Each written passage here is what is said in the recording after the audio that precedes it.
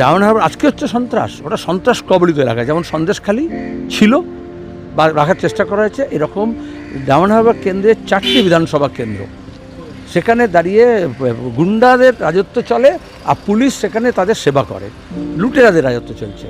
এবং এই ভাইপো এইরকমই একটা একতন্ত্র কায়েম করেছে ওখানে, ছোট্ট করে একটা মডেল, ডায়মন্ড হারবার মডেল মানে হচ্ছে যেখানে আমাদের ক্যান্ডিডেট ঢুকতে পারবে না, যেখানে মানুষ প্রচার করতে পারবে না, পোলিংয়ে বসতে পারবে না, আর লুট হবে, ভোট লুট হবে, জমি লুট হবে, প্রাকৃতিক সম্পদ লুট হবে, আর তারপরে লম্বা চওড়া কথা বলবে। আসলে লোকে তাদের তৃণমূলের আসল স্বরূপটা বুঝে নিচ্ছে। এবং বিজেপি এত অপদার্থ, তারা ওটাকে এই লিস্টটা দিয়ে দিয়েছে। যেমন বাংলাকে এতদিন লিস্ট দিয়েছে যে তোমরা লুট করো, তাহলে পিসি ভাইপো যেখানে থাকে সেখানে কোনো দল আসবে না বলে পুলিশ পাহারা দিয়ে আটকে রাখে। এই বাংলায় মানুষ স্বমহিমা যখন বাংলা ফিরে আসবে সগৌরবে, তখন ওই